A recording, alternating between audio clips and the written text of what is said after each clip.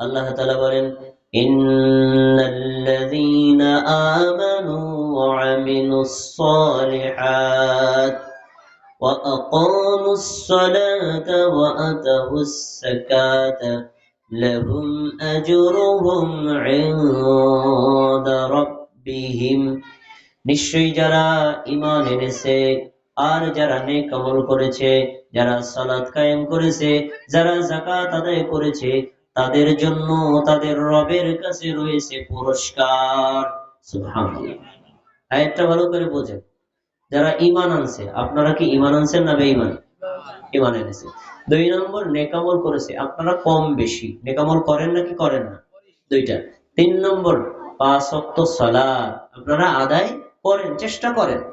4 নম্বর হলো আপনাদের সম্পদের প্রতি যাকাত হয়, তাহলে যাকাত আদায় করা। এই 4 কাজ করবে যে আল্লাহ তাদের ব্যাপারে বলছেন, তাদের জন্য তাদের রবের কাছে রয়েছে পুরস্কার। সুবহানাল্লাহ। আমাদের রব কে? আল্লাহ। তার কাছে পুরস্কার। এখন পুরস্কারটা কি? এই প্রশ্ন আসতে পারে। পুরস্কার কি তা আমি অন্য আয়াত দিয়ে বলবো, নিজে না। এরপরে আল্লাহ রাব্বুল আলামিন আরো 2টা ফজিলত উল্লেখ করেছেন যারা নামাজি তাদের জন্য। আলা খাউফুন আলাইহিম ওয়ালা হুম ইয়াহজানুন। যারা ঈমান এনেছে, নেক আমল করেছে, সালাত কায়েম করেছে, যাকাত আদায় করেছে, তাদের জন্য পরকালে কোনো ভয়ও নাই, পরকালে তাদের কোনো চিন্তাও নাই। সুবহানাল্লাহ। ভয় নেই কি? আমার আমল নামায় আমল কম হবে না বেশি হবে, জান্নাত না জাহান্নামের ফয়সালা হবে, আল্লাহ তাআলা আমাকে ক্ষমা করবেন না শাস্তি দিবেন, ইত্যাদি ভয় আর চিন্তা। আল্লাহ তাআলা বলেছেন, নামাজ কায়েম করে যারা তাদের কোনো ভয় নাই, নামাজ কায়েম করে যারা তাদের কোনো চিন্তাও নেই। সুবহানাল্লাহ। আয়াত থেকে আমরা 3টা ফজিলত পাই। 1, নামাজ পড়ে যে তার জন্য আল্লাহর কাছে পুরস্কার। 2, নামাজ পড়ে যে পরকালে তার কোনো ভয় নেই। 3, নামাজ পড়ে যে পরকালে তার কোনো চিন্তা নেই। এবার সূরাতুল মুমিনুন 9, 10, 11 নম্বর আয়াত, 3টি আয়াত খুলে দেখেন আল্লাহ কি বলছেন। ওয়াল্লাযীনা হুম আলা সালাওয়াতিহিম ইউহাফিযুন। আর যারা সালাতের হেফাজত করে, সালাতের হেফাজত হয় কখন? যখন নামাজ পড়ে তখন। নামাজ না পড়লে নামাজ নষ্ট হয়। তো বলছেন যে মুমিন নারী আর পুরুষরা নামাজের হেফাজত করে। 9 নম্বর আয়াত। 10 নম্বর আয়াত, উলাইকা হুমুল ওয়ারিসুন। ওরাই হলো ওয়ারিস, ওরাই হলো উত্তরাধিকারী। ওয়ারিস শব্দটা আমরা অ্যাভেলেবেল ব্যবহার করি। আমার বাবা মারা গেলে আমি তার সম্পদের ওয়ারিস, আমি মারা গেলে আমার সন্তানরা তার ওয়ারিস, এই শব্দটা আমরা জানি না? জানি। তো আল্লাহ তাআলা বলছেন যারা নামাজের হেফাজত করে তারা ওয়ারিস। এখন প্রশ্ন হলো কিসের ওয়ারিস? 11 নম্বর আয়াতে আল্লাহ বলছেন, الذين يرثون الفردوس هم فيها خالدون। যারা নামাজের হেফাজত করে তারা হলো জান্নাতুল ফিরদাউসের ওয়ারিস। সুবহানাল্লাহ। জান্নাতের স্তর হলো 8টি। কয়টি? সবার কথা বল। আর জান্নাতের স্তর কয়টি? 8টি স্তর। 8টি স্তরের মধ্যে সবচেয়ে সুপ্রিম পাওয়ারের, সবচেয়ে মর্যাদাবান, সবচেয়ে মূল্যবান, সবচেয়ে দামি জান্নাত হলো যে জান্নাত আল্লাহর আরশের নিচে, ওই জান্নাতের নাম হলো জান্নাতুল ফিরদাউস। তো আল্লাহ তাআলা বলছেন যেই মুমিন নারী, যেই মুমিন পুরুষ নামাজের হেফাজত করে, আমি আল্লাহ তাকে জান্নাতুল ফিরদাউসের ওয়ারিস বানায় দিলাম। আয়াত থেকে কি বোঝা যায়? নামাজি কোথায় যাবে, জাহান্নামে না জান্নাতে? একেবারে স্পষ্ট আয়াত, কোনো সন্দেহ নেই। নামাজ আদায় করলে, সালাত আদায় করলে আল্লাহ তাআলা তাকে জান্নাত দিবেন। শুধু জান্নাত দিবেন এমনটা নয়, টপ লিস্টের জান্নাত তা আল্লাহ তাকে দিয়ে দিবেন। এবার হাদিস, সুনানে আবু দাউদ 430 নম্বর হাদিস, عن نبي قتادة رضي الله عنه أنه قال, আবু কতাদা রাদিয়াল্লাহু আনহু বলেন, قال رسول الله صلى الله عليه وسلم, আল্লাহর রাসূল সাল্লাল্লাহু আলাইহি ওয়াসাল্লাম বলেছেন, قال الله تعالى, আল্লাহ তাআলা বলেছেন। যে হাদিসের মধ্যে আল্লাহ বলেছেন, আল্লাহ করেছেন, এই শব্দ দুটো থাকে, ওই হাদিসকে বলা হয় হাদিসে কুদসি। আলেমগণ জানেন যেটা হাদিসে কুদসি, এই হাদিসটার মান মর্যাদা বেশি। সেই মান মর্যাদা সম্পন্ন একটা হাদিস আমি আপনাদেরকে শোনাচ্ছি। قال الله تعالى, আল্লাহ তাআলা বলেছেন, ইন্নী ফারাদতু আলা উম্মাতিকা খামসা সালাওয়াত, হে নবী মুহাম্মদ সাল্লাল্লাহু আলাইহি সাল্লাম, আমি আল্লাহ তোমার উম্মতের উপর দিবারাত্রি 24 ঘন্টায় 5 ওয়াক্ত সালাত ফরজ করেছি। নামাজ করেছেন কে? কোন হুজুর? কে ফরজ করেছেন? আল্লাহ ফরজ করেছেন। এরপরে তিনি বলছেন, ওয়াহিদতু ইনদি আহাদান, আমি আল্লাহ তোমার উম্মতদেরকে ওয়াদাও করেছি, আন্নাহু মান জাআ ইউহাফিজ আলাইহিন্না লিওয়াক্তিহিন্না আদখালতুহুল জান্নাহ, তোমার উম্মতের মধ্যে যে নারী, যে পুরুষ, যে মুমিন, যে মুসলিম অক্তমতো সালাত আদায় করবে, আমি আল্লাহ নিজ দায়িত্বে তাকে জান্নাতে প্রবেশ করায় দেব। সুবহানাল্লাহ। সুনানে আবু দাউদের হাদিস থেকে স্পষ্ট প্রমাণিত, নামাজ আদায় করলে জান্নাতে নেওয়ার দায়িত্ব কার? জান্নাতের মালিক কে? জাহান্নামের মালিক কে? জান্নাত কার কথা শোনে? জাহান্নাম কার কথা শোনে? তো সে আল্লাহ বলছেন, যদি কোনো মুমিন বান্দা আর বান্দি 5 ওয়াক্ত নামাজ আদায় করে, আর কাউকে আমি দায়িত্ব দিলাম না, আমি আল্লাহ নিজে তাকে জান্নাতে ঢুকাইয়া দেব। তাহলে নামাজ আদায় করার ফজিলত হলো জান্নাত, একটা ফজিলত পেলেন। 2 নম্বর, নামাজ আদায় করলে আল্লাহ তাআলা আপনার পূর্ববর্তী ছোট ছোট পাপ ক্ষমা করে দিবেন। সুবহানাল্লাহ বলবেন?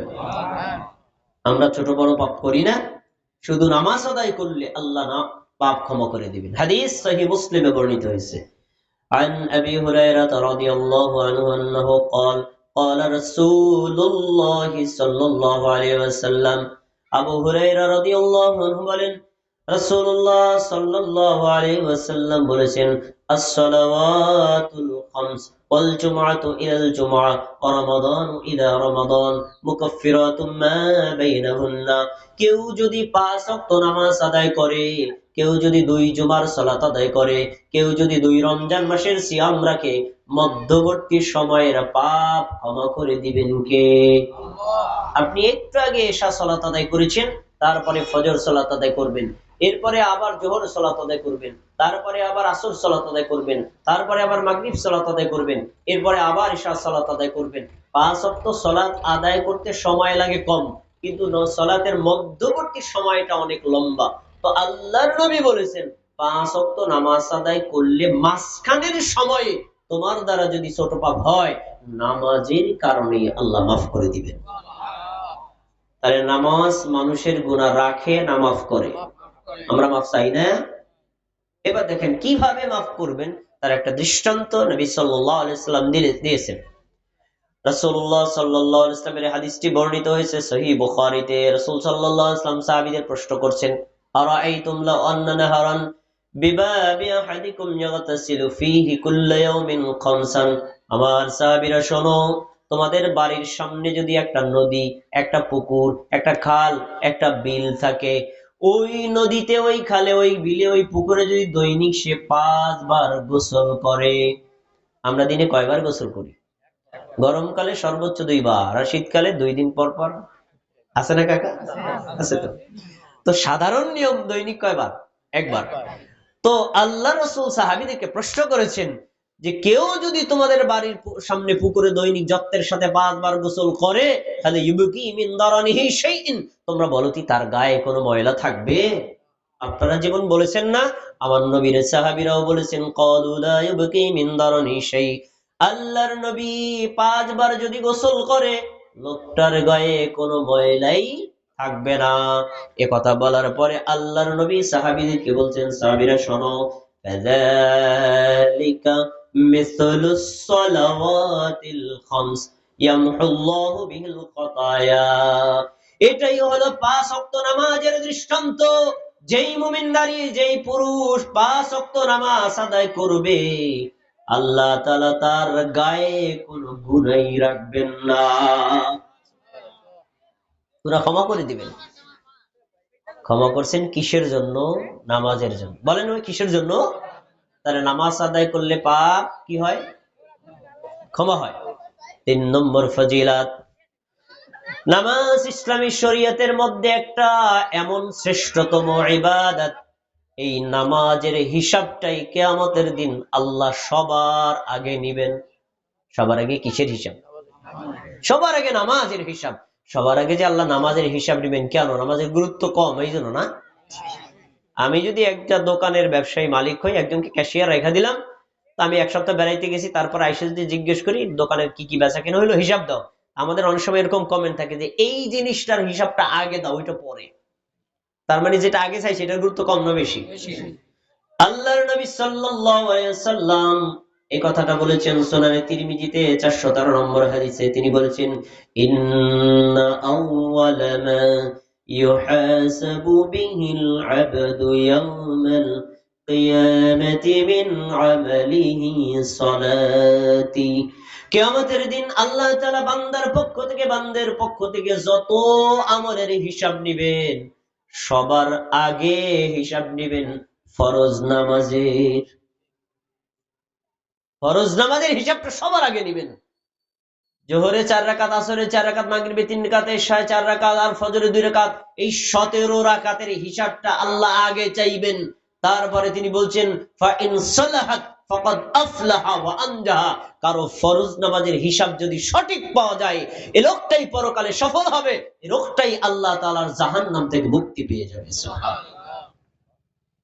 ফরজ নামাজে যদি ঘাটতি হয়, তখন আল্লাহ বান্দাকে বাঁচানোর জন্য সাহাবীদের মানে ফেরেশতাদেরকে প্রশ্ন করবেন, উনজুরু হাল্লি আব্দি মিন তাতাওউইন, দেখো দি আমার এই বান্দার কোন নফল, কোন সুন্নাত, কোন ওয়াজিব নামাজ আছে কিনা।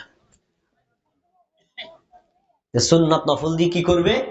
সুন্নাত নফল দিয়ে আল্লাহ তাআলা সুন্নাত আর নফলকে ফরজের জায়গায় রিপ্লেস করবেন, ফরজের জায়গায় বসায় দিবেন। উদাহরণস্বরূপ বোঝানোর জন্য বলছি, আমি শহীদুল ইসলাম, আমার নামাজের হিসাব করা হচ্ছে, দেখা গেছে একদিন ফজরের ফরজ নামাজ পড়ি নাই। ফজরের ফরজ নামাজ কয় রাকাত? 2 রাকাত পড়ি নাই। তো আল্লাহ বলবেন, দেখো তো তার কোন নফল সুন্নাত আছে কিনা। তো ফেরেশতারা বলবে, আল্লাহ একদিন মসজিদে ঢুকছে, ঢোকার পরে দেখি ফজরের মানে নামাজের জামাতের সময় হয় নাই, উনি ঢোকার পরে প্রথমে 2 রাকাত নফল নামাজ পড়ে তারপরে বসেছে। আল্লাহ বলবেন, এই নফল 2কে ফরজ ধরে আমার বান্দাকে বাঁচানোর ব্যবস্থা করো। তাহলে নফল সুন্নাতের গুরুত্ব একেবারে নাই? আছে।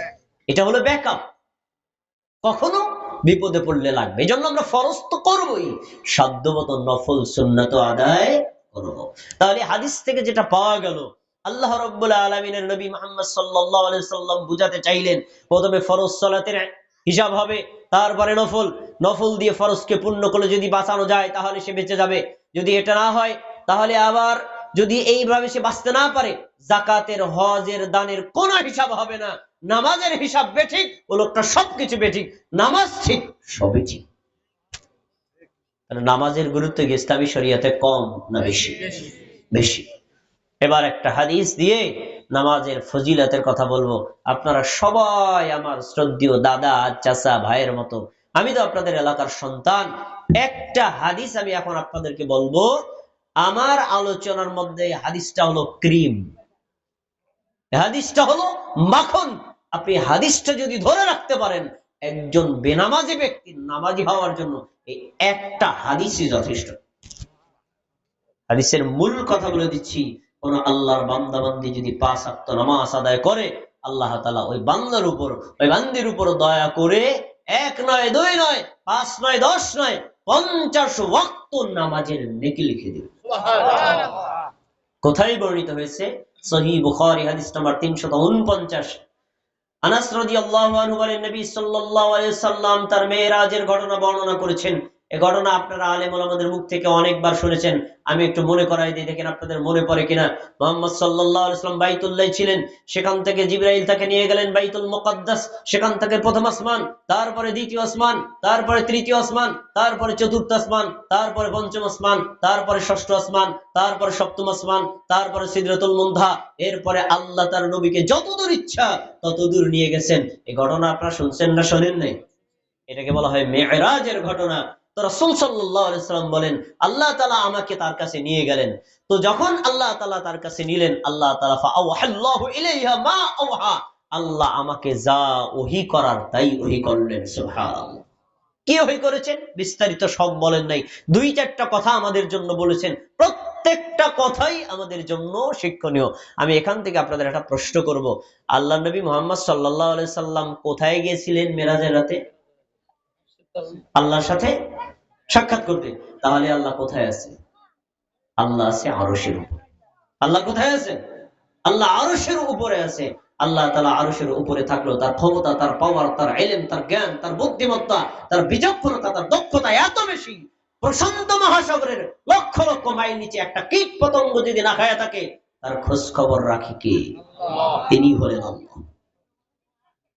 রাসূল সাল্লাল্লাহু আলাইহি ওয়াসাল্লাম বলছেন, আমি মেরাজে আল্লাহর সাথে সাক্ষাৎ করার পরে চলে আসছিলাম, আসার পরে ফারাদাল্লাহু আযজা ওয়া জাল্লা আলা উম্মতি 50 সালাতান। আল্লাহ রাব্বুল আলামিন ওই মহা ঐতিহাসিক রাতে আমার নিকটে আমার উম্মতের উপর দিবারাত্রি 24 ঘন্টায় 50 ওয়াক্ত নামাজ ফরজ করে দিলেন। কয় ওয়াক্ত? চাচারা কয় ওয়াক্ত পড়েন? 50 ওয়াক্ত পড়েননি? পড়েন না? 5 ওয়াক্ত পড়েন। তো 45 ওয়াক্ত দোষ করছে কি? হাদিস পুরো শুনেন। রাসূল সাল্লাল্লাহু আলাইহি সাল্লাম বলেন, আমি 50 ওয়াক্তের বিধান নিয়ে আসছিলাম, ষষ্ঠ আসমানে মুসা আলাইহিস সালামের সাথে সাক্ষাৎ। মুসা আলাইহিস সালাতু ওয়াস সালাম আমাকে জিজ্ঞেস করলেন, হে বিশ্ব নবী, আল্লাহ তাআলা আজকের মহা ঐতিহাসিক রাতে আপনার কাছে কি ফরজ করেছেন? আমি বললাম 50 ওয়াক্ত নামাজ ফরজ করেছেন। মুসা আলাইহিস সালাম বললেন, ফারজি রাব্বিক ফাইন্না উম্মাতাকা লা তুতিকু যালিক, এখনই আপনি আপনার রবের কাছে ফেরত যান, আপনার উম্মত দিবারাত্রি 24 ঘন্টায় 50 ওয়াক্ত নামাজ পড়তে পারবে না। 50 ওয়াক্ত নামাজ থাকলে খাওয়া, পেশাব, পায়খানা, গোসল সব বন্ধ হয়ে যেত। আর 5 ওয়াক্তই তো অনেকটা বিরক্ত হয়ে যান, সব বন্ধ হয়ে যেত। আমি আল্লাহর কাছে ফেরত গেলাম, আল্লাহ তাআলার কাছে আবেদন করলাম, তিনি 5 ওয়াক্ত কমাই দিলাম। ঘটনা অনেক বড়। এইভাবে মুসা এবং আল্লাহর মাঝখানে আমাদের নবী 9 বার গমন করেছেন। একবার গমনে 5 ওয়াক্ত কমছে, 5 দিয়া 9 রে গুণ দেন। গুণ দেন, 5 রং কত হয়? 45 ওয়াক্ত কমে গেল। 5 ওয়াক্তের বিধান নিয়ে আসছিলাম। মুসা আলাইহিস সালাম বললেন, কয় ওয়াক্ত আছে? বললাম 5 ওয়াক্ত। তিনি বলছেন, এইও পারবে না, আরো কমান, আরো কমান। আমার চাচা দাদারা সকলে মনোযোগ দিয়ে শুনুন, আমি শহীদুল ইসলাম শহীদ, আপনার এলাকার সন্তান। আমি আপনাদেরকে এমন একটা কথা এখন বলবো, এই কথাটা বললে যারা নামাজি তাদের কলিজা ঠান্ডা হয়ে যাওয়ার কথা। আমার যদি ক্ষমতা থাকতো, টাকা থাকতো, পাওয়ার থাকতো, এরপরে আল্লাহ তার নবীকে যে কথাটা বলেছেন, পৃথিবীতে যত মসজিদ আছে প্রত্যেকটা মসজিদে আমি সোনার অক্ষরে বাক্যটা লিখে দিতাম। রাসূল সাল্লাল্লাহু আলাইহি ওয়াসাল্লাম তখন মুসা আলাইহিস সালামের সামনে দাঁড়ানো, আল্লাহ তাআলা আরশ থেকে বলছেন, লা ইউবাদদালুল কওলু লাদাইয়া হিয়া খামসু ওয়া হিয়া খামসুন। নবী মুহাম্মদ সাল্লাল্লাহু আলাইহি সাল্লাম, আপনি শুনুন, আপনি আমার নবী, আমি আপনার রব, আমার কথার কোনো পরিবর্তন নেই, আপনার আবেদনের কোনো পরিবর্তন নাই। আপনার আবেদনের প্রেক্ষিতে আপনার উম্মত পড়বে 5, আমি আল্লাহ 10 গুণ বাড়ায়া 50 ওয়াক্ত নামাজের নেকি দিয়ে দেব। সুবহানাল্লাহ। 5 ওয়াক্ত পড়লে কয় ওয়াক্ত নামাজের নেকি পাওয়া যায়? আল্লাহ কি নেকি বাড়াইছে না কমাইছে? বাড়াইছে। তাহলে আপনার উপর, আমার উপর, মুমিন মুসলিমদের উপর আল্লাহর পক্ষ থেকে কত বড় দয়া যে আপনি আদায় করবেন 5, আল্লাহ 10 গুণ বাড়ায়া 50 ওয়াক্ত নামাজের নেকি দিয়ে দিবেন। এই কথা বিশ্বাসের সাথে শুনলে আমার আত্মবিশ্বাস, মুমিন মুসলমান বেনামাজি থাকতে পারে না। নামাজের এত গুরুত্ব ইসলামের শরীয়তে বর্ণনা করা হয়েছে, কিন্তু কষ্টের বিষয় মুমিন মুসলিমরা নামাজের গুরুত্বের ব্যাপারে অনুভব করি না। আমি আপনাদের একটা প্রশ্ন করি, আপনারাও তো মাদারীপুরের সন্তান, আমিও তো সন্তান। আপনার পরিচিত এমন একজন ব্যক্তির কথা বলেন যার বাড়িতে তার কৃষি ক্ষেতে একটা বদলা নিয়ে 2টা বদলার দাম দেয়, এমন কে আছে কাকা? কে আছে? কেউ নাই। আর আল্লাহ আপনার উপর, আমার উপর এত দয়া করছেন, এত দয়া করছেন, আপনি করবেন 5, আল্লাহ দিবেন কি 50। হাদিসটা ঘুরায় ধরি, নামাজ পড়লে 5 ওয়াক্ত পড়লে 50 ওয়াক্তের নেকি পাওয়া যায়। যদি নামাজ না পড়ে কয় ওয়াক্তের নেকি ছুটে যায়? সবাই কথা বলে না। নামাজ পড়লে তো 50 ওয়াক্তের নেকি পাবেন, এক ওয়াক্ত পড়লেন না, নেকি গেছে কয় ওয়াক্তের? 50 ওয়াক্তের। লাভ যেমন বেশি, লসও তেমন বেশি। পৃথিবীর ব্যাপারে আমরা খুবই সচেতন। আল্লাহ সূরা রুমের 7 নম্বর আয়াতে বলেছেন, ইয়ালামুনা যাহিরাম মিনাল হায়াতিদ দুনিয়া ওয়া হুম আনিল গাফিরাতি হুম গাফিলুন, এরা দুনিয়ার ব্যাপারে অত্যন্ত সচেতন। এরা এক কাঠা জমি কিনবে, জমিটা আরএস পর্সা সিএস পর্সা অ্যাডভোকেট দিয়ে চেক করে তারপরে জমি কেনে, কত সচেতন। আর আল্লাহ তাআলা বলছেন যে তারা লাভের ভাগে দুনিয়াতে থাকতে চায়, আখিরাতের ব্যাপারে গাফেল। অথচ আখিরাতের নামাজের ব্যাপারে আমি আল্লাহ কত ফজিলত দিয়েছি, মুমিন বান্দা কৃতজ্ঞতা প্রকাশ করে না। অনেক কথা আছে, অনেক কথা আছে, আমি শিরোনামগুলো বলে দিচ্ছি। 1 নম্বর, নামাজ পড়লে আল্লাহ নিজে জান্নাত দিবেন। 2 নম্বর, নামাজ পড়লে আল্লাহ আপনার পাপ ক্ষমা করে দিবেন। 3 নম্বর, নামাজ পড়বেন 5, নেকি দিবেন কত? সবাইকে আমার কথাটা বুঝতে পেরেছেন? ক্লিয়ার? কত? 50 ওয়াক্ত নামাজের নেকি দিবেন। আর অনেক কথা আছে, এবার আমি ভিন্ন বিষয়ে কথা বলি। নামাজ যদি কেউ না পড়ে, এতক্ষণ পর্যন্ত কোরআনের আয়াত আর হাদিস দিয়ে তো আপনাদেরকে বললাম নামাজ পড়লে এই এই নেকি পাবেন। যদি নামাজ না পড়েন তাহলে শাস্তি কি, ক্ষতি কি, এটাও আল্লাহ কোরআনে উল্লেখ করেছেন, এবং এটাও রাসূল সাল্লাল্লাহু আলাইহি ওয়াসাল্লাম হাদিসের মধ্যে উল্লেখ করেছেন। দুইটা আয়াত আপনাকে আমি শোনাই। সূরাতুল মারিয়াম 59 নম্বর আয়াত, আল্লাহ রাব্বুল আলামিন বলেন, فخلف من بعدهم خلف أضاعوا الصلاة واتبعوا الشهوات فسوف يلقون غيا। নবীগণ যখন পৃথিবীতে ছিলেন আল্লাহর ইবাদত ঠিকমতো করেছেন, তার প্রশিক্ষিত সাহাবীরা যখন ছিলেন আল্লাহর ইবাদত ঠিকমতো করেছেন। সাহাবীদের যাওয়ার পরে পরবর্তী প্রজন্ম এলো, আদাউস সালাত, নামাজটাকে নষ্ট করে দিল। ভাই, নামাজ পড়লে নামাজের হেফাজত হয়, নামাজ না পড়লে নামাজ নষ্ট হয়। তো বলছেন যারা নামাজ নষ্ট করলো মানে পড়লো না, নিজের চাহিদা মতো আমল করলো, নিজের যা ভালো মনে চায় তা করলো, যা ভালো মনে চায় না তা করলো না, নিজের যুক্তি মতো আমল করলো, কোরআন হাদিসকে বিবেচনায় নিল না। তো দুইটা অপরাধ, 1 বেনামাজি হওয়া, 2 নিজের মন মতো চলা। এই দুইটা অপরাধী যারা, আল্লাহ বলছেন ফাসাউফা ইয়ালকাউনা গায়্যা, আল্লাহ অচিরেই তাদেরকে জাহান্নামের গর্তের মধ্যে নিক্ষেপ করবেন। আমার কথা বলছি না, আমি তো প্রত্যেকটা সূরা নম্বর আয়াত নম্বর বলে দিচ্ছি যাতে আপনি তালাশ করতে সহজ হয়। সূরা মারিয়ামের 59 নম্বর আয়াত খুলে দেখেন, স্পষ্ট কথা, নামাজ না করলে আল্লাহ জাহান্নামে নিক্ষেপ করবেন। তাহলে বেনামাজির পরিণতি কি? না জান্নাত না জাহান্নাম, এই প্রশ্ন আমি করছি যে বেনামাজির পরিণতি কি? জাহান্নাম। আরেকটা আয়াত না, সূরাতুল মুদ্দাসসির 40, 41, 42, 44, এই 4-5টা আয়াতে আল্লাহ তাআলা একটা কথা বলেছেন। সে কথাটা হলো এই, আল্লাহ তাআলা যারা জান্নাতে যাবেন আর যারা জাহান্নামে যাবেন, জান্নাতি এবং জাহান্নামীদের মধ্যে যারা পরিচিত জন, তারা পরস্পর কথা বলবে। কথার কি বলবে তারা, এই ডায়লগটা আল্লাহ তাআলা কোরআনে উল্লেখ করেছেন। আল্লাহ কি বলছেন? ফি জান্নাতি ইয়াতাসাআলুনা আনিল মুজরিমিন, জান্নাতে যারা যাবে, জান্নাতবাসীরা জান্নাতে যাওয়ার পরে আল্লাহর পক্ষ থেকে নিয়ামত পেয়ে তার পরিচিত জনের কথা মনে করবে। পরিচিত জনের কথা মনে করবে, হায় আমি তো আল্লাহর নিয়ামত পড়লো, জান্নাত পেলাম, তো আমি অমুক রে চিনি, ওর হালাত কি, ওর হালাত কি? তো আল্লাহ তাআলা তাকে একদম সরাসরি তার সাথে কথা বলায় দিবেন, তোমার ওই পরিচিত লোকটা জাহান্নামে, কথা বলো। কি বলবে দেখেন, তখন সে কথা বলবে, ইয়াতাসাআলুনা আনিল মুজরিমিন, পাপিষ্ঠদের ব্যাপারে কথা বলবে, মা সালাকাকুম ফি সাকার, হে আব্দুর রহমান তোমার বাড়ি ছিল বড়কান্দি, আমি তোমাকে ভালো করে চিনি, তোমার সাথে আমার পরিচয় ছিল, তুমি জাহান্নামের আগুনের মধ্যে জ্বলছো, অপরাধ কি? কেন জ্বলছো বলো, যে কি জন্য তুমি জাহান্নামে আসছো, কি অপরাধে তোমাকে এই জাহান্নামের আগুনের মধ্যে ফেলে দেওয়া হয়েছে? তখন সে আত্মস্বীকৃতি দিবে। আত্মস্বীকৃতি মানে নিজে বলবে যে আমি এটা করছি। কি বলবে? লাম নাকু মিনাল মুসাল্লিন ওয়া লাম নাকু নুতঈমুল মিসকিন। আমার ভাই তুমি শোনো, আমার 1 নম্বর অপরাধ ছিল আমি মুসল্লি ছিলাম না। যে নামাজ পড়ে তাকে কি বলা হয়? মুসল্লি বলা হয়। সবাই কথা বলে, যে নামাজ পড়ে তাকে কি বলা হয়? মুসল্লি। আর যে নামাজ পড়ে না তাকে বলা হয় বেনামাজি। তো বলছে আমার অপরাধটা কি? লাম নাকু মিনাল মুসাল্লিন, আমি মুসল্লি ছিলাম না মানে বেনামাজি।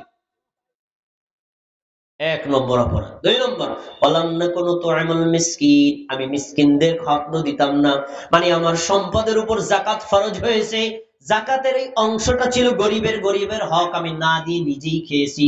এই দুইটা অপরাধ, 1 নম্বরে বেনামাজি হওয়া, 2 নম্বর হলো জাকাত আদায় না করা। এই কারণে আল্লাহ তাআলা আমাকে জাহান্নামের মধ্যে নিক্ষেপ করেছেন। তাহলে যে বেনামাজি জান্নাতে যাবে না জাহান্নামে যাবে? এবং যাওয়ার পরে নিজে স্বীকার করবে আমি জাহান্নামে আসছি, কেন? নামাজ পড়ি নেই তাই। এখন আপনি সিদ্ধান্ত নেবেন, আপনি কি জান্নাতে যেতে চান না জাহান্নামে যেতে চান? যদি আপনার সিদ্ধান্ত জান্নাত চাওয়া হয়, তাহলে কি এখন থেকে নামাজ পরিত্যাগ করা যাবে না? আয়াত গেল, এবার হাদিস থেকে নেন। রাসূলুল্লাহ সাল্লাল্লাহু আলাইহি ওয়াসাল্লাম বেনামাজির কঠিন পরিণতি সম্পর্কে অনেকগুলো হাদিস বলেছেন। একটা হাদিস আপনাকে মনে করায় দেই। রাসূল সাল্লাল্লাহু আলাইহি ওয়াসাল্লাম একদিন সাহাবীদের সামনে নামাজের গুরুত্ব নিয়ে আলোচনা করছিলেন। একটা পর্যায়ে তিনি বললেন, শোনো, মান হাফাযা আলাইহা কানাত লাহু নূরান ওয়া বুরহানান ওয়া নাজাতান ইয়াউমাল কিয়ামা। দুনিয়াতে যেই মুমিন নারী, যে মুমিন পুরুষ নামাজের হেফাজত করবে, মানে নামাজ আদায় করবে, নামাজি হবে, এই ব্যক্তির জন্য নামাজ কিয়ামতের দিন আল্লাহর পক্ষ থেকে নূর বলে গণ্য হবে। নূর মানে আলো। কিয়ামতের দিন অন্ধকার, কোনো আলো পাওয়া যাবে না, নামাজ পড়বে যে আলো পাবে সে। 2 নম্বর, অবরহানান ইয়াউমাল কিয়ামা, কিয়ামতের দিন নামাজ তার পক্ষ থেকে প্রমাণ হবে। প্রমাণ, আমরা জমি নিয়ে মারামারি করলে তখন বলে যে এই জমি আমার, কিভাবে তোমার? দলিল দেখাই না, দলিল দেখাই না। তো আপনার দলিল হলো আপনার নামাজ। দলিল তো আপনি নামাজ তো কাঁধে করে নিয়ে যাব না, কিভাবে বুঝবে? বোঝার লক্ষণ আছে। কি লক্ষণ? আমি এখনই আপনাকে দেখাই। যারা নামাজ পড়ে তাদের কপালে দাগ থাকে নাকি থাকে না? থাকে। কিন্তু কষ্টের বিষয়, আমাদের সমাজের অনেক মানুষ মনে করে এই দাগ থাকা নাকি কুলক্ষণ। নাউজুবিল্লাহ, এটা সুলক্ষণ। এই দাগ থাকলে আল্লাহ তাআলা, নবী সাল্লাল্লাহু আলাইহি ওয়াসাল্লাম বলেন কিয়ামতের দিন আল্লাহ তাআলা যেই ব্যক্তি নামাজ পড়েছে, নামাজের কারণে যতটুকু দাগ হয়েছে অতটুকু জায়গা জাহান্নামের আগুনের জন্য হারাম করে দিয়েছেন। আপনার সমস্ত অঙ্গ জাহান্নামে পড়লেও ওইটুকু পুড়বে না। তা নামাজ কিয়ামতের দিন আপনার জন্য প্রমাণ। 2 3 নম্বর, মানাজাতানি ইয়াউমাল কিয়ামা, যে ব্যক্তি নামাজের হেফাজত করবে আল্লাহ তাআলা তাকে কিয়ামতের দিন জাহান্নামের আগুন থেকে নাজাত দিয়ে দিবেন। 3টি বিষয়। এবারে বিপরীত, বিপরীত, ওয়ামান লাম ইউহাফিজ আলাইহা, যেই ব্যক্তি নামাজ আদায় করবে না, বেনামাজি হবে, লাম ইয়াকুল লাহু নূরুন, তার জন্য কোনো নূর থাকবে না, ওয়ালা বুরহানুন, তার কোনো প্রমাণ থাকবে না, ওয়ালা নাজাতুন ইয়াউমাল কিয়ামা, কিয়ামতের দিন সে আল্লাহর জাহান্নাম থেকে মুক্তিও পাবে না। এরপরে একটা কথা বলবো, কথাটা খুবই কঠিন, আপনারা বার বহন করতে পারবেন কিনা এইটা আমার ভয়, কিন্তু বহন করুক আর না করুক আমাকে বলতে হবে। যে সকল মা বোনেরা বাড়িতে বসে আছেন, যারা চায়ের দোকানে আছেন, এখানে আসার দরকার নেই, ওখানেই থাকেন। আপনার কানটা একটু মাইকে দিয়ে রাখেন, আপনার জীবনে বড় উপকার হবে এই একটা হাদিসের অংশটা যদি মনোযোগ দিয়ে শোনেন। দেখেন, যারা নামাজ পড়ে না, কন্টিনিউ নামাজ পড়ে না, তার পরিণতি কতটা ভয়ঙ্কর। হাদিসের পরের অংশে নবী সাল্লাল্লাহু আলাইহি ওয়াসাল্লাম বলেন, وكان يوم القيامة مع قارون وهامان وفرعون وأبي بن خلف। দুনিয়াতে যেই নারী, যেই পুরুষ, যে মুমিন, যে মুসলিম নামাজ পড়বে না, কিয়ামতের দিন এই বেনামাজির হাসর ফেরাউনের সাথে, হামানের সাথে, কারুনের সাথে, উবাই ইবনে খালফের সাথে হবে। নাউযুবিল্লাহ। 4 জন ব্যক্তির আপনারা চেনেন। ফেরাউন মুসলমান না? কি ফেরাউন মুসলমান না? টাটকা কাফের, বিশ্ববিখ্যাত কাফের। ফেরাউন, হামান, উবাই ইবনে খালফ, আবু জাহাল, এরা পরিচিত, প্রসিদ্ধ, প্রমাণিত কাফের। এরা যে জাহান্নামে যাবে আপনাদের কোনো সন্দেহ আসেনি? তো বেনামাজি কিয়ামতের দিন তাদের সাথে থাকবে, মিজানেও তাদের সাথে, হাসরেও তাদের সাথে, জাহান্নামেও তাদের সাথে, যেখানে আছে সেখানেই তাদের সাথে যাবে। তাহলে বেনামাজির পরিণতি কি? বেনামাজির ফলাফল হলো যে আবু জাহেলের বন্ধু, বেনামাজের ফলাফল হলো সে ফেরাউনের বন্ধু, বেনামাজের ফলাফল হলো সে হামানের বন্ধু, বেনামাজের ফলাফল হলো সে কারুনের বন্ধু, বেনামাজের ফলাফল হলো সে উবাই ইবনে খালফের বন্ধু। তার মানে তার পরিণতি জাহান্নাম। কত বড় ভয়ঙ্কর কথা! এই হাদিস শোনার পরে একজন মুসলমান কিভাবে নামাজ ত্যাগ করতে পারে? আসেন আরেকটা হাদিস আপনাকে শোনায় দেই। আমাদের বাংলাদেশ থেকে বিদেশে প্রধান উপদেষ্টা, প্রধানমন্ত্রী, রাষ্ট্রপতি অনেক সময় সফরে যায়। দেখবেন যখন সফরের অনুষ্ঠানগুলো দেখানো হয় তখন আমাদের দেশের যিনি প্রতিনিধিত্ব করেন তিনি যে চেয়ারে বসা থাকেন তার পাশেই আমাদের বাংলাদেশের পতাকা টানানো থাকে। পাশের চেয়ারে যে দেশের লোক আছেন তিনি আবার বসলে তার পেছনে ওই দেশের পতাকা থাকে। পতাকা দ্বারা বুঝাইছে আমি বাংলাদেশের প্রতিনিধি, আমি ইংল্যান্ডের প্রতিনিধি, আমি মালয়েশিয়ার প্রতিনিধি, এরকম ইন্ডিকেট করে। পতাকাটা হলো প্রমাণ। অনুরূপ ভাবে রাসূল সাল্লাল্লাহু আলাইহি ওয়াসাল্লাম একটা হাদিসের মধ্যে স্পষ্ট উল্লেখ করেছেন, আপনি মুমিন, আপনি মুসলিম, আপনি নারী আর পুরুষ, আপনি যে নিজেকে যদি মুমিন মুত্তাকি দাবি করেন আপনার প্রমাণ থাকবে নামাজ। নামাজ আদায় করলে আপনি মুমিন, নামাজ আদায় না করলে মুমিন দাবি করতে পারবেন। হাদিস নবী সাল্লাল্লাহু আলাইহি ওয়াসাল্লাম বলেন, ইন্না বাইনার রাজুলি ওয়া বাইনাশ শিরকি ওয়াল কুফরি তারকাস সালাত। নিশ্চয়ই কাফের, মুশরিক, বেঈমান, মুনাফিক, মুরতাদ আর নাস্তিক তাদের মধ্য থেকে মুমিন মুসলমানদের মধ্যে পার্থক্য হলো নামাজ। কিসের পার্থক্য? মানে পার্থক্যটা কি? নামাজ। তাহলে কি বোঝা যায়? নামাজ পড়লে মুমিন, নামাজ পড়লে মুসলিম, নামাজ পড়লে মুত্তাকি, নামাজ পড়লে ইমানদার, নামাজ পড়লে সে একজন মুসলিম বা মুহাম্মদ সাল্লাল্লাহু আলাইহি ওয়াসাল্লামের উম্মত। নামাজ পড়ে না, হয় সে কাফের, না হয় সে মুনাফিক, না হয় সে মুরতাদ, না হয় সে নাস্তিক, না হয় সে ইহুদি, না হয় সে খ্রিস্টান। বেনামাজি হয়ে মুসলমান থাকা কত কঠিন কথা!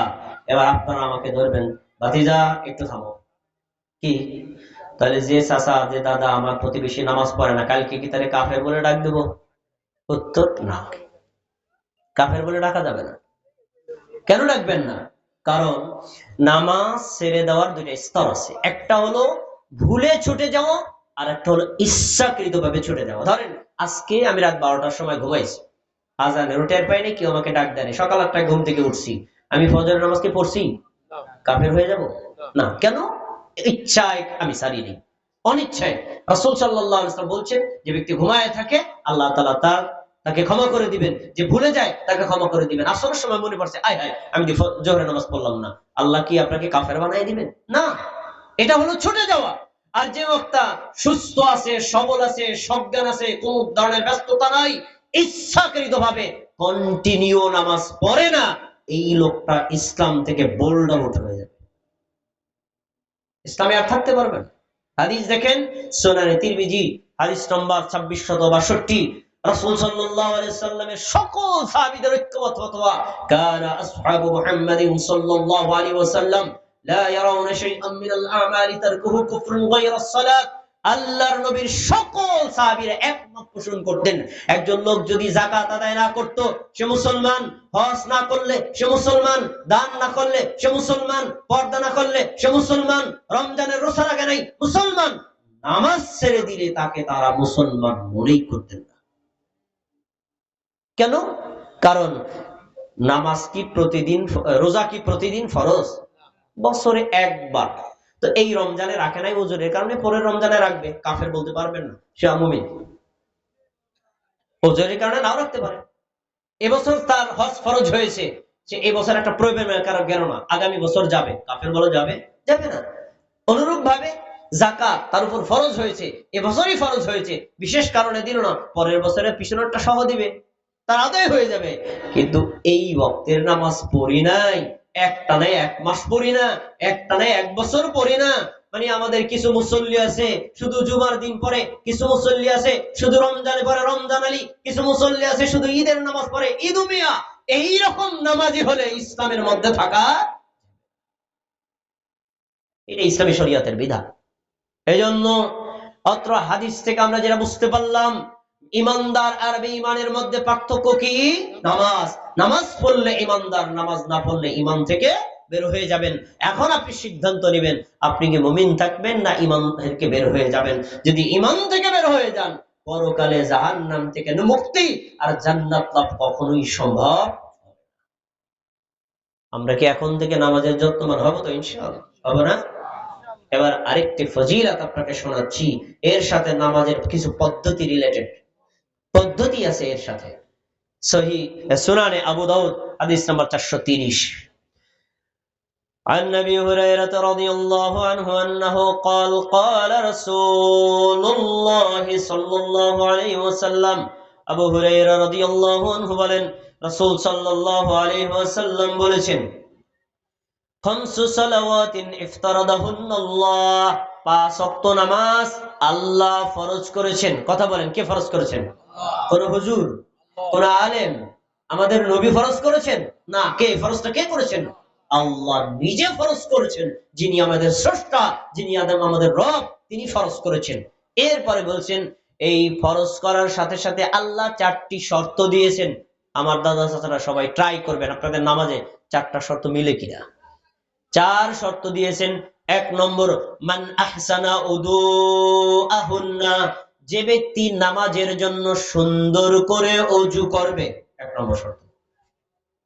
কিভাবে ওযু করবে? তাহলে অসুন্দর ওযুও আছে। তো অসুন্দর আবার ওযু হয় কিভাবে? হ্যাঁ হয়, অসুন্দর ওযুও হয়। কিছু মানুষ আছে দেখবেন কোনো মতে ধুয়ে টুয়ে তারপরে আসে, হ্যাঁ, হাতের আগে পা, পার আগে হাত, তারপরে আংশিক ধোয়। অনেকে আছে গুড়া এখনো পর্যন্ত শুকনা রয়েছে, এমন ওযু করার লোক আছে না? নাই।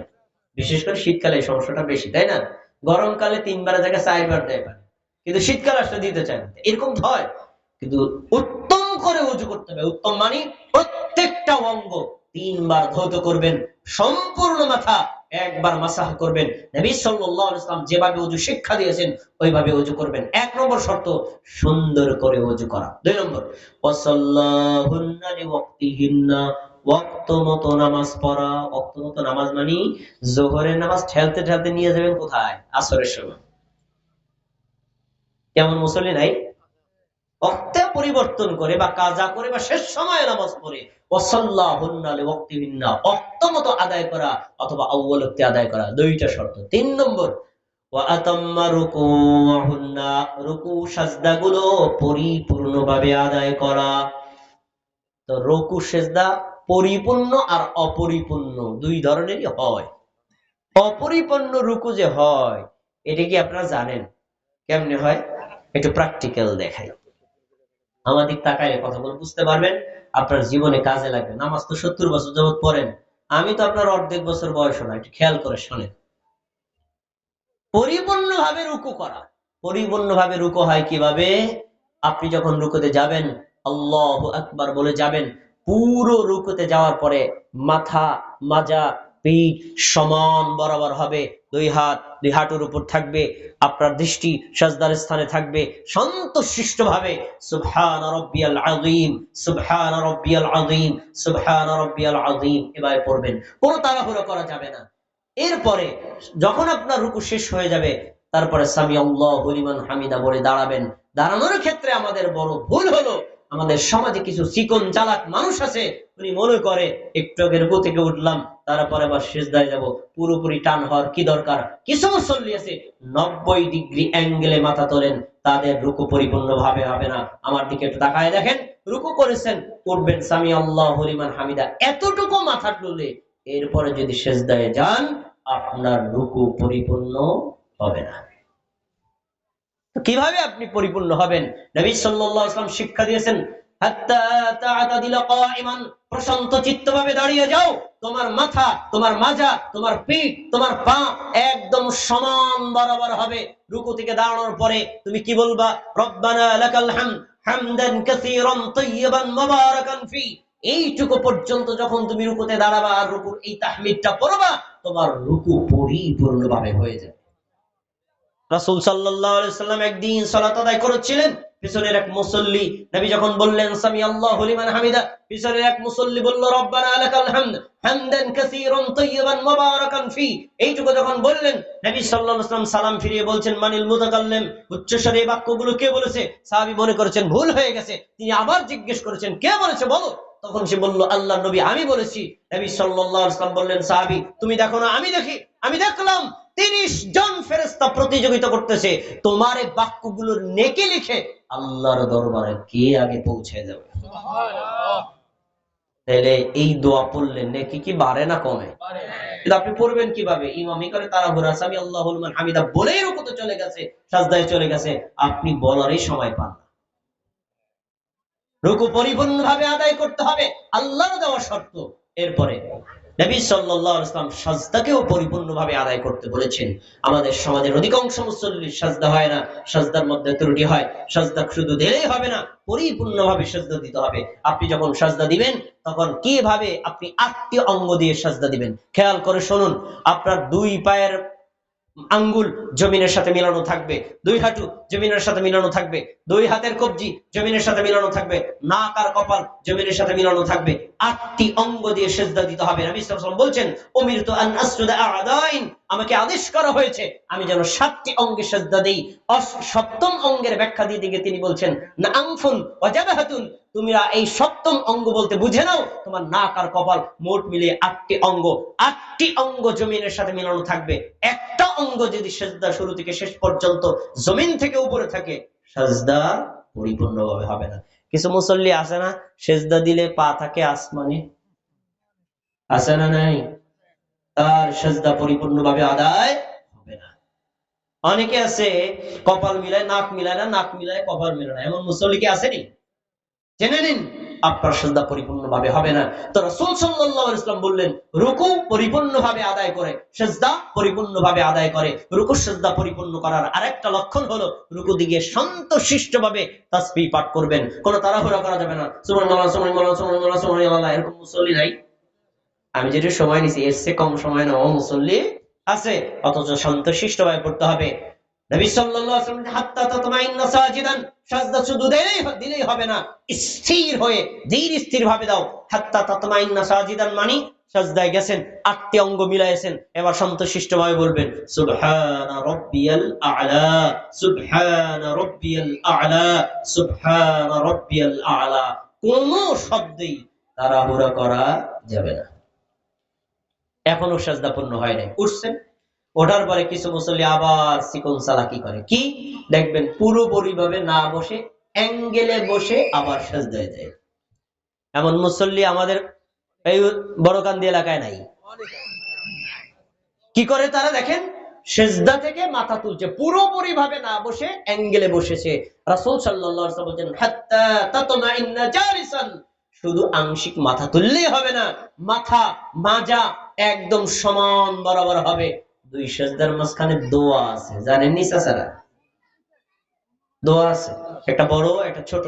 ছোট দোয়াটা বলি রব্বিগফিরলি রব্বিগফিরলি, রব আপনি আমাকে ক্ষমা করেন, রব আপনি আমাকে ক্ষমা করেন, এটা হলো ছোট।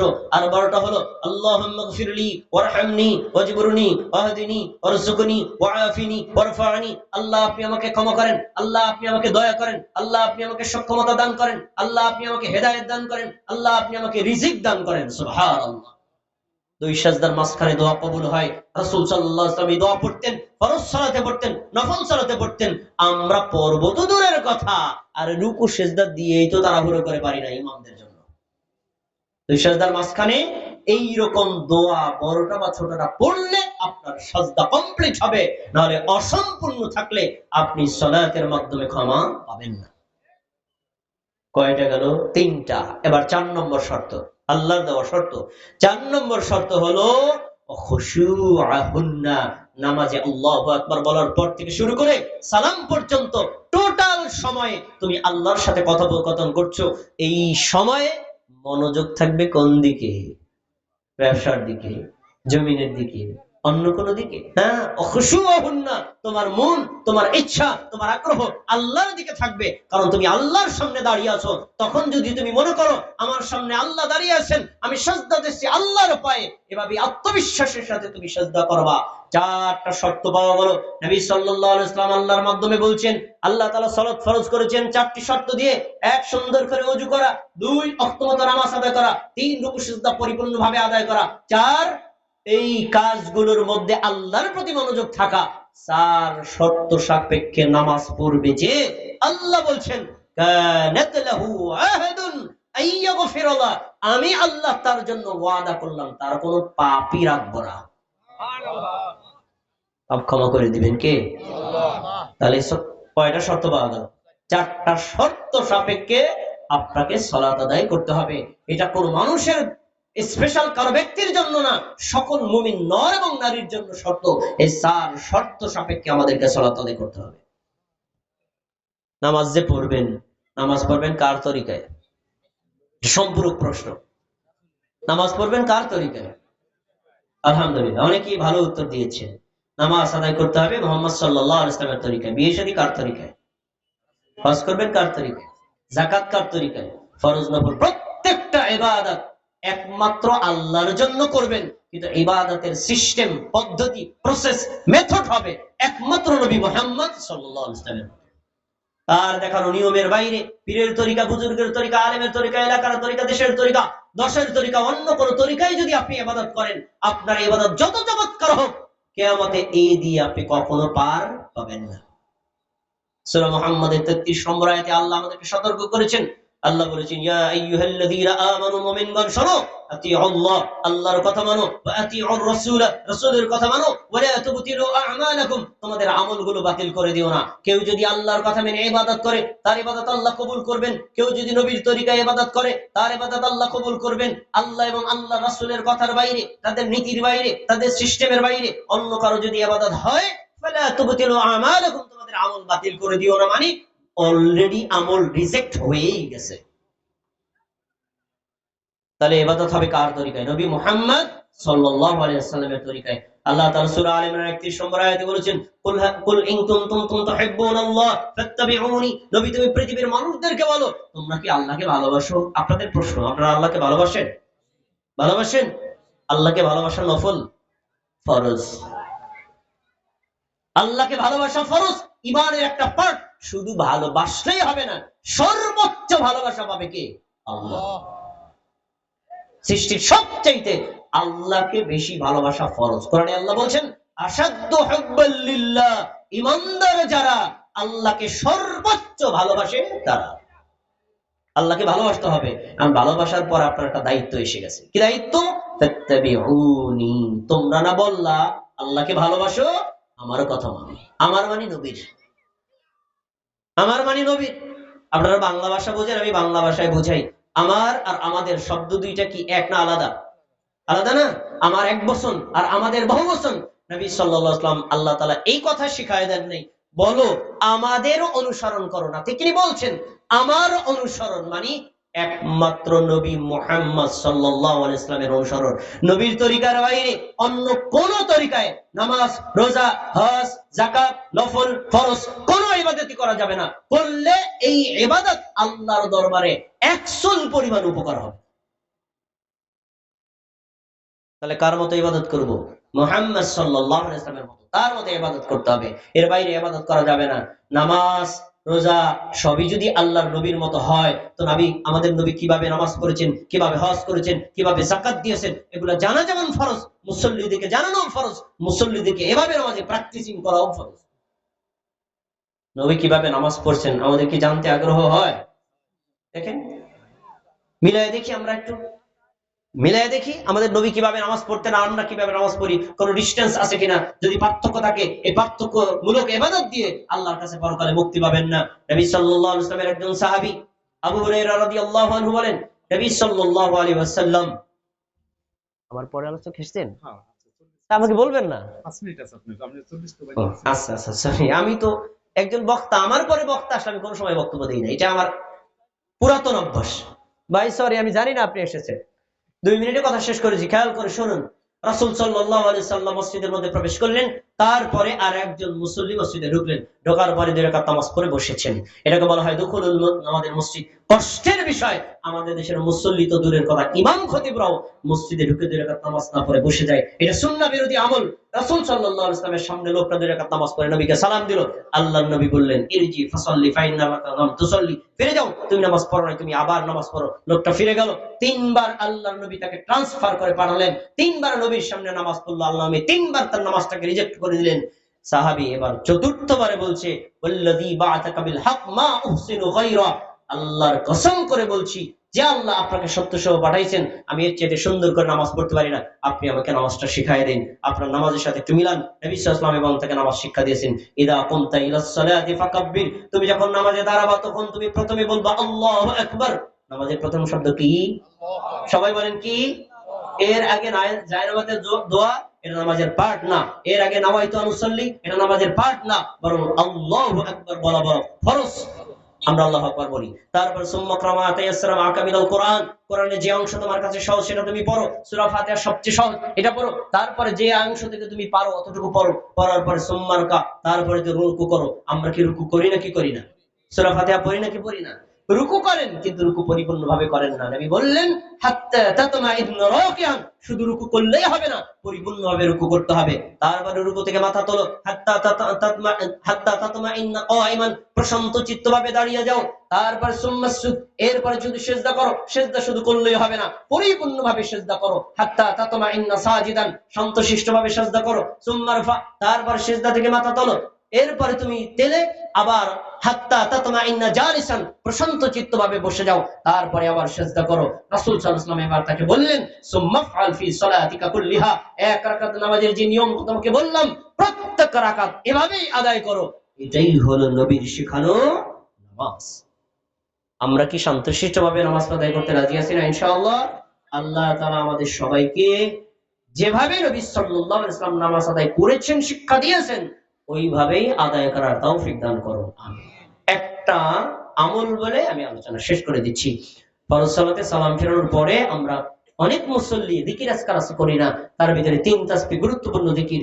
10 বার সুবহানাল্লাহ, 10 বার আলহামদুলিল্লাহ, 10 বার আল্লাহু আকবার, এই একটা যিকির। 33 বার সুবহানাল্লাহ, 33 বার আলহামদুলিল্লাহ, 33 বার আল্লাহু আকবার, এই একটা যিকির। 33 বার সুবহানাল্লাহ, 33 বার আলহামদুলিল্লাহ, 34 বার আল্লাহু আকবার, এটা একটা যিকির। 33 বার সুবহানাল্লাহ, 33 বার আলহামদুলিল্লাহ, 33 বার আল্লাহু আকবার। 100 বার পূর্ণ করার জন্য একবার বলবে লা ইলাহা ইল্লাল্লাহু ওয়াহদাহু লা শারীকা লাহু লাহুল মুলকু ওয়া লাহুল হামদু ওয়া হুয়া আলা কুল্লি শাইইন কাদির, এই একটা যিকির। 33 বার সুবহানাল্লাহ। এই জিকিরগুলো যখন আপনি করবেন, এই জিকিরগুলো করার ক্ষেত্রে এক একটা ক্যাটাগরি, এক একটা ফজিলত, প্রত্যেকটা আমলের জন্য আল্লাহ তাআলা গুনাহ ক্ষমা এবং জান্নাতের ব্যবস্থা রেখেছেন। আমরা জিকির আজকার গুলো করে তারপরে ফরজ সুন্নাহ সব আদায় করে আল্লাহর কাছে দোয়া ইস্তেগফার করে সালাত শেষ করব। নবী যেভাবে নামাজ শিক্ষা দিয়েছেন আমরা সেভাবে আদায় করতে রাজি আছি, এটা ইনশাআল্লাহ। আল্লাহ আমাদের সবাইকে আমল করার তৌফিক দান করুন। আসসালামু আলাইকুম।